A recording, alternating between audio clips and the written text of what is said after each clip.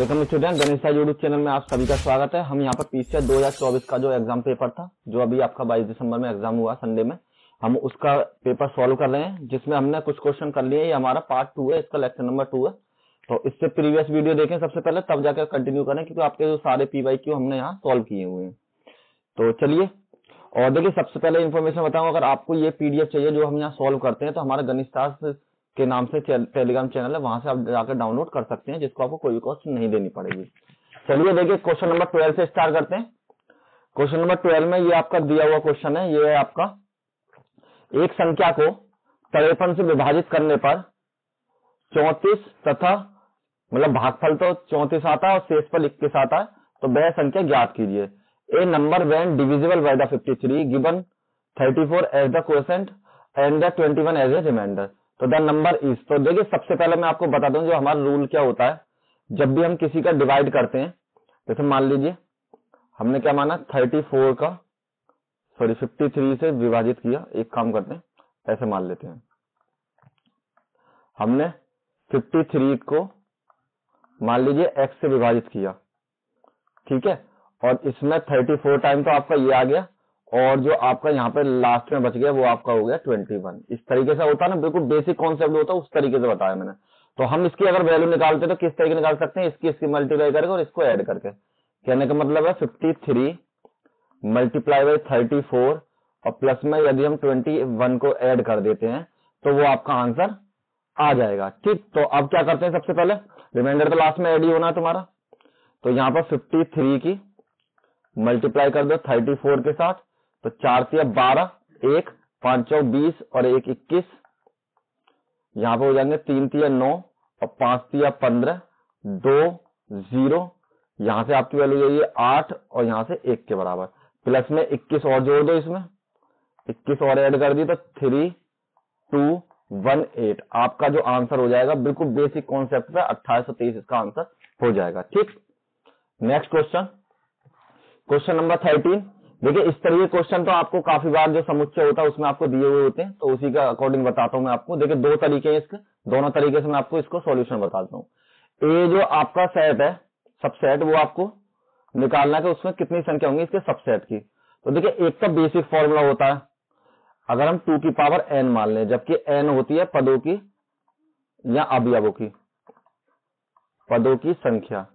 तो देखिए आप ये देखिए, इसके अंदर जो ब्रैकेट में, मिडिल ब्रैकेट में जो टर्म है हमारे कितने, 1 2 3 है, तो कहने मतलब है इसका हो जाए 2 की पावर 3, 2 गुणा 2 गुणा 2 बराबर 2 दूनी 4, 4 दूनी 8, तो B इसका करेक्ट आंसर है, पहला तरीका।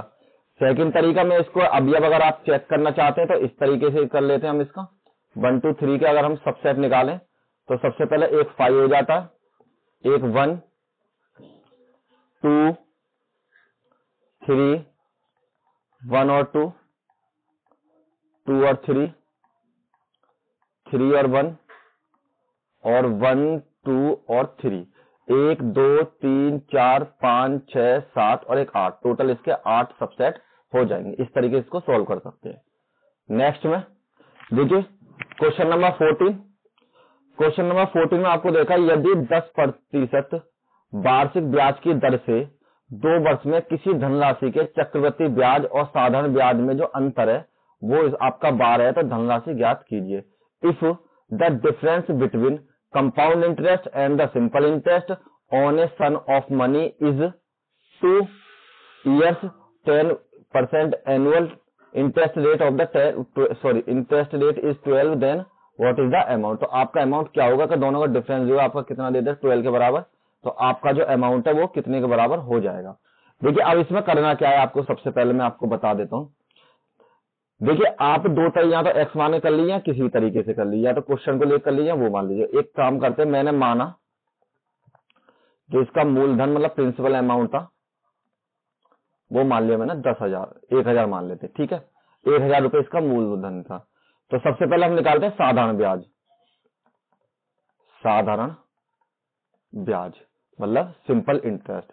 तो देखिए 1,000 रुपए थे पहले साल में, और जो आपके एक साल जब कंप्लीट होंगे फर्स्ट ईयर, मतलब आपकी प्रिंसिपल अमाउंट 1 थी, और एक साल बाद आपके कितने हो जाएंगे, 1,000, 10% है आपका इंटरेस्ट रेट, क्योंकि आर की वैल्यू आपको दे रखी है 10% और एन की वैल्यू दे रखी है, मतलब टाइम दे रखा है एन या टी कुछ भी मान लीजिए, ये हो गया आपका 2 वर्ष के बराबर। तो आपको जो इसमें 10% जब निकालेंगे हम इसका, तो कितना हो जाएगा आपका, ये मैंने कैंसिल किया, तो ये हो जाएगा आपका 100 के बराबर। तो आपका सेकंड ईयर में कितना हो गया 1100 रुपए, मतलब 1000 प्लस में 100 आपके हो गए 1100 रुपए के बराबर। ठीक, अब इसमें फिर सेकंड ईयर में देखते हैं सिंपल इंटरेस्ट। देखिए सिंपल इंटरेस्ट में आपका क्या होता है, सिंपल इंटरेस्ट में आपका सेम टू सेम वही अमाउंट ऐड होता चला जाता है। तो 1100 रुपए और प्लस 100 रुपए और जोड़ दिए, तो ये आपके हो जाएंगे 1200 रुपए के बराबर। ठीक, अब बात करते हैं नेक्स्ट में, अब बात करते हैं कंपाउंड इंटरेस्ट में। कंपाउंड में क्या होगा, पहले साल तो आपके 1000 ही रहेंगे, और आपके जो सेकंड ईयर है, सॉरी प्रिंसिपल अमाउंट इतना, फर्स्ट ईयर में कितने हो जाएंगे, फर्स्ट ईयर में तो सेम रहेगा, 100 रुपए ऐड होंगे 10% के हिसाब से, तो यहाँ आपकी वैल्यू हो जाएगी 1100। और जो आपकी सेकंड ईयर आएगी, सेकंड ईयर में आपकी वैल्यू कितनी हो जाएगी 1100, और अब इसका 10% निकालें तो इसका 10% हो जाएगा 110 रुपए। तो 0, 1, 2 और 1 के बराबर। तो आपकी जो अंतर है, हमारे पास जो अंतर हो गया, यहाँ पर हमारे पास अंतर हो गया 1210 माइनस के 12 बराबर 10 के बराबर। ये कह रहा है 10 का जो अंतर है वो कितने बराबर है, 12 के बराबर यूनिट है, क्योंकि आपसे ये कह रखा है कि यहाँ पर जो 12 है वो इन दोनों का अंतर है। हमारा 10 का अंतर 12 के बराबर है, 1 रुपये होगा तो कितना हो जाएगा इसके बराबर। और अगर हमारे पास अमाउंट कितना दे रखा है 1000 रुपये, तो 12 गुणा 1000 बटे में 10, तो कैंसिल कर लिए, तो आपका अमाउंट हो जाएगा 1200 के बराबर। ये आपका आंसर ऑप्शन नंबर ए इसका करेक्ट हो जाएगा। सिंपल क्वेश्चन था। देखिए दो में क्या मैंने क्या किया, इसमें पहले सिंपल इंटरेस्ट निकाला 1 साल का, फिर सिंपल इंटरेस्ट 2 साल का निकाला, दोनों साल का ऐड करके लिख दिया, फिर सिंपल इंटरेस्ट निकाला इन दोनों का, कंपाउंड इंटरेस्ट दोनों का साल का निकाला, तो इन दोनों का जो डिफरेंस था वो 10 के बराबर था, मतलब 1210 माइनस के 1200 आपकी वैल्यू 10 यूनिट के बराबर। तो 10 यूनिट की वैल्यू किसके बराबर है, इसकी 12 के बराबर। तो 10 की यूनिट जब 12 के बराबर है, तो 1 की यूनिट कितने बराबर हुई, 12 बटे 10 के बराबर, और 1000 रुपए कितनी हो जाएगी, इतने के बराबर। तो 1200, ये आंसर आपका बिल्कुल करेक्ट हो जाएगा। नेक्स्ट क्वेश्चन देखिए, क्वेश्चन नंबर जो 15 है आपका, सूर्य 45 कलम बेचकर 5 कलम के विक्रय मूल्य के बराबर हानि उठाता है, तो उसे कितने प्रतिशत हानि हुई है। तो Surya sells 45 pence and suffer a loss of the equal to the sales price of the 5 pence, तो what is his total loss of percentage. तो इसमें यह बताना है 45 कलम बेचने पर उसको 5 कलम का जितना विक्रय मूल्य था, मतलब सेल्स प्राइस था, उतना उसको लॉस हो जाता है। तो कहने मतलब ये हो गया कि इसमें जो कॉस्ट प्राइस हो गया, जो उसका कॉस्ट प्राइस कितना हुआ होगा 45 का एसपी और प्लस में 5 का एसपी के बराबर, यही तो हो गया। मतलब जो उसका टोटल कॉस्ट प्राइस होगा वो 45 पेनों का प्राइस और प्लस में 5 का लॉस हो गया, क्योंकि 5 का लॉस हो गया, इतने और ऐड होने चाहिए थे तभी तो कॉस्ट प्राइस हमारा पूरा होता। तो ये हो गया 45 के बराबर। तो मतलब कॉस्ट प्राइस जो हो जाएगा हमारे पास 45-50 एसपी के बराबर हो जाएगा कॉस्ट प्राइस। और जो हमें लॉस दे रखा है वो कितना है 5 एसपी के बराबर। तो आपके पास जो फॉर्मूला होता है, फॉर्मूला क्या होता है आपके पास, सिंपल देखिए, इसमें जो अपना फॉर्मूला हो जाएगा लॉस परसेंटेज बराबर आपका loss multiply 100 upon cost price के बराबर। तो यहां पर आपकी वैल्यू कितनी है, लॉस की वैल्यू कितनी है 5 मल्टीप्लाई बाई एसपी गुणा में 100 और इसकी है 50 गुणा एसपी के बराबर। इससे ये कैंसिल, 5 से 10 कैंसिल और 10 दम 100। तो आपका जो लॉस परसेंट है वो 10% हो जाएगा। ऑप्शन नंबर बी आपका करेक्ट हो जाएगा। सिंपल क्वेश्चन था, बहुत अच्छा क्वेश्चन था। देखिए एक चीज और बताता हूँ आपको, एक चीज रूल और याद आ गया। अगर आप चाहो तो इसको सिंपल भी कर सकते हो, क्वेश्चन नंबर 14 को मैं डायरेक्ट फॉर्मूला बता देता हूँ।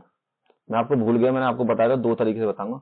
देखिए इसका एक फॉर्मूला होता है कि डिफरेंस बराबर P multiply by R upon 100 के बराबर और पावर में n। तो डिफरेंस हमारे पास 12 है, प्रिंसिपल अमाउंट हमें पता ही नहीं है, और R की वैल्यू हमें दे रखी है 10 बटे में 100 और n की वैल्यू 2 के बराबर। इससे 10 कैंसिल हो गया, तो यहाँ हो जाए 12 बराबर, ये आपकी वैल्यू 2 के बराबर। तो P मल्टीप्लाई बाई यहाँ पर आपके लिए 1/10 की पावर 2 और बराबर में 12 मल्टीप्लाई पी मल्टीप्लाई 1/10 मतलब 1000 के बराबर, इसकी मल्टीप्लाई इधर करी तो 1200 के बराबर। आप चाहो तो इस फॉर्मूले के थ्रू भी निकाल सकते हो, एक ही बार में आपको आंसर यहाँ पर मिल जाएगा, आंसर निकाल सकते हैं। ठीक है, दोनों तरीके मुझे याद आ गया तो मैंने आपको बता दिया। Next question, question number 16, n पूर्णांक की संख्या है जो कि माइनस के n प्लस के 2 ग्रेटर देन इक्वल टू 0 और यहाँ पर 2n greater than equal to 4 को संतुष्ट करेगी, इनमें से कौन सी डिजिट है? देखिए इसका तो सिंपल तरीका यही है, इनमें से आप डिजिट रख के देख लीजिए, 0 के बराबर या वो हो जाएगा। तो हमारे पास पहली कंडीशन n माइनस के 2 ग्रेटर देन इक्वल टू 0 के बराबर।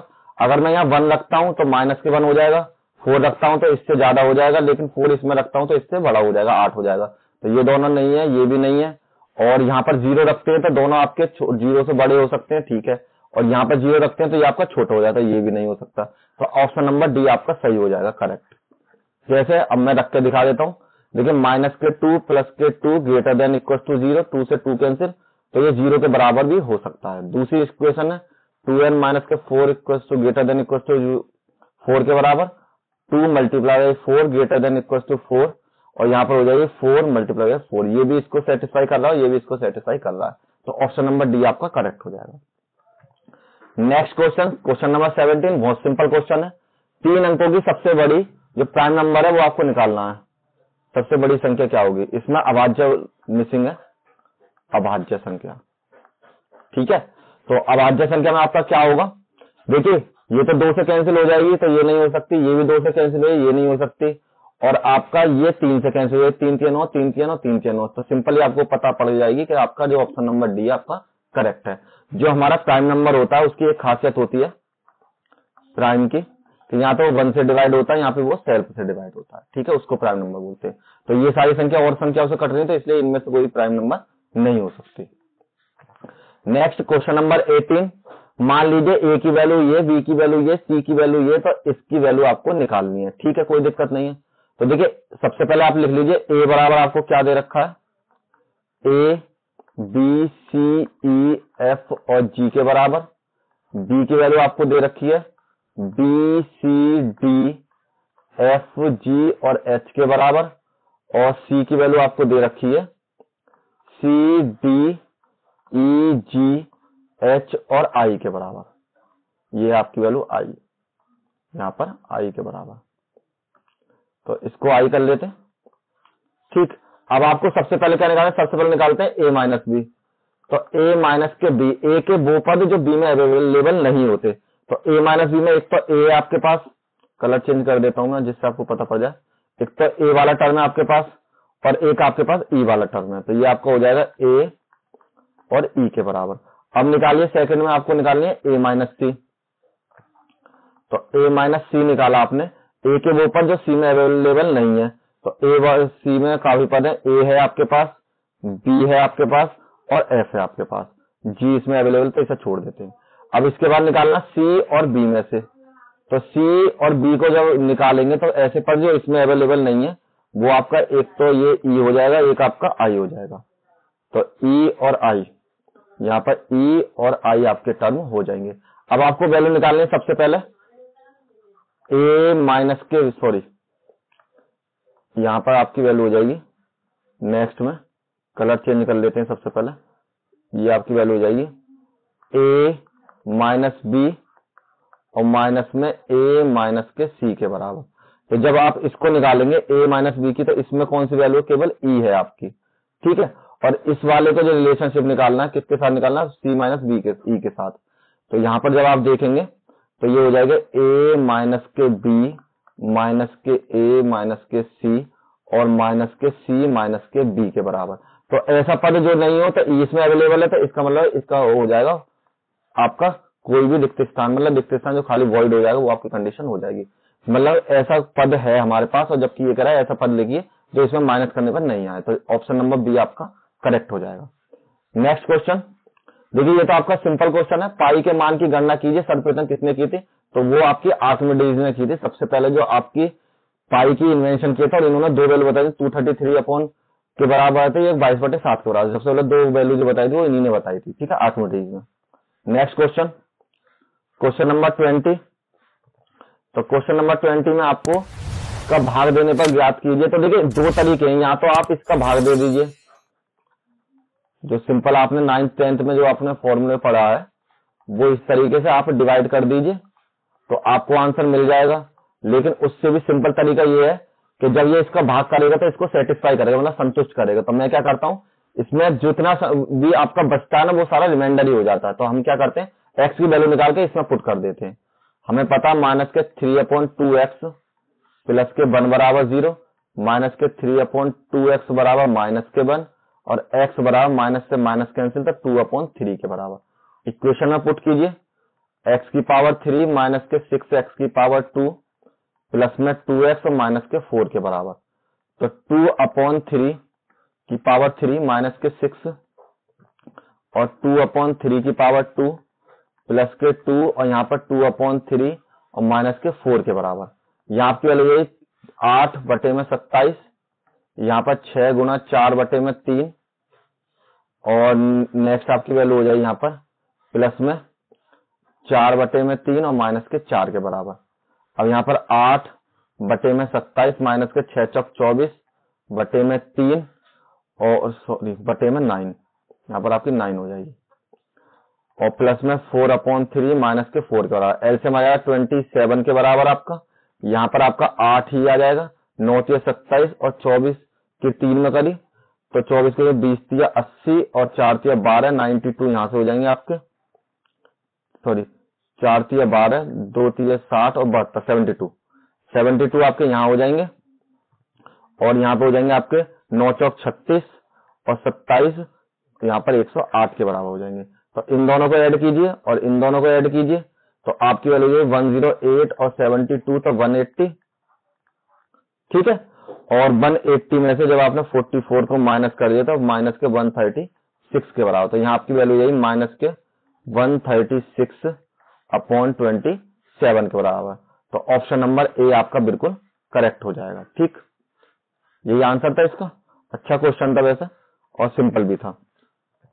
Next question number 21। देखिए क्वेश्चन नंबर 21 को करने के मैं आपको दो तरीके बताऊंगा, जिस तरीके से आप चाहें उस तरीके से क्वेश्चन को सॉल्व कर सकते हैं, ठीक है। तो सबसे पहले करते हैं पहला तरीका। देखिए पहले क्वेश्चन का तरीका आपका क्या होगा, हम ये देख लेते हैं कि ये ए बी और सी ये मिसिंग है, यहाँ पर एबीसी लिखे हुए हैं क्वेश्चन में, एबीसी है यहाँ पर। तो देखिए ये आपका अगर आप देखें कि ए बी सी और इसको एक को डी मान लें तो ये आपका चतुर्भुज बन जाता है, क्योंकि तो 4 कोण है तो ये चतुर्भुज आपका बन जाएगा। तो हमें पता है जो क्वाड्रिलेटरल होता है चतुर्भुज क्वाड्रिलेटरल कि ए प्लस में बी प्लस में सी प्लस में डी बराबर हो जाएगा 360। जो आपका क्वाड्रिलेटरल होता है उसके जो एंगल होते हैं कितने बराबर होते हैं, 360 डिग्री के बराबर हो जाते हैं। तो अब आपको किसकी वैल्यू बता है, 55 इसकी पता और 30 आपको इसकी पता, 45 इसकी पता और इसकी वैल्यू आपको पता नहीं है डी की वैल्यू। तो ये 360 के बराबर, इनको ऐड कीजिए तो ये आपकी वैल्यू हो जाएगी 55 और 30 45 100 130 प्लस में डी बराबर 360 और यहाँ पर एंगल डी बराबर 360 माइनस में 130 के बराबर। तो एंगल डी की वैल्यू हो जाएगी आपकी 200। अब नेक्स्ट में 200 के बराबर यहाँ पर तो एंगल जो ये वाली ये वैल्यू आ गई, ये आ गई हमारे पास 230 के बराबर। और हमें ये पता है जो कंप्लीट वैल्यू है इसकी, जो इसकी कंप्लीट वैल्यू होगी ये पूरी कितने बराबर है, 360 के बराबर। तो हम क्या कर सकते हैं, एक्स एंगल एक्स प्लस में एंगल डी बराबर हो जाएगा 360 के बराबर। तो एंगल जो एक्स की वैल्यू मुझे पता नहीं है, डी की वैल्यू 230 है और यहाँ पे हो जाएगा 360 के बराबर। तो एंगल एक्स बराबर हो जाएगा 360 माइनस के 230 बराबर में 130। तो ऑप्शन नंबर सी आपका करेक्ट हो जाएगा। ये तो देखिए पहला तरीका, ठीक। अगर आप चाहें दूसरा तरीका एक और बता देता हूं। देखिए दूसरे तरीके से कैसे कर सकते हैं, आप इसको इस तरीके से मान लीजिए। चलिए नेक्स्ट पेज पे मूव करते हैं दोबारा। नेक्स्ट पेज पे देखिए दोबारा फिगर बनाता हूं मैं आपको। ये फिगर है इस तरीके से, ये ए बी और सी, ये आपका 55, ये आपका 45, तो ये आपका 30 के बराबर। तो आपको एक्स की वैल्यू फाइंड करनी है। तो देखिए इसमें एक हम छोटा सा चेंजेस कर सकते हैं। चेंज कैसे कर सकते हैं कि आपकी जो ये वैल्यू है अगर हम इस तरीके से मिला दें तो आप देखेंगे कि ए बी और जो सी है वो एक कैसा बन जाएगा, ट्राइंगल बन जाएगा। तो आपको पता है कि एंगल ए प्लस में एंगल बी प्लस में एंगल सी की जो वैल्यू आपको कितने बराबर है, 180 के बराबर। केवल आपको ये जो एंगल है इस एंगल को मान लीजिए बाई प्लस में 30 के बराबर और ये कंप्लीट एंगल हो जाएगा आपका जेड प्लस में 45 के बराबर।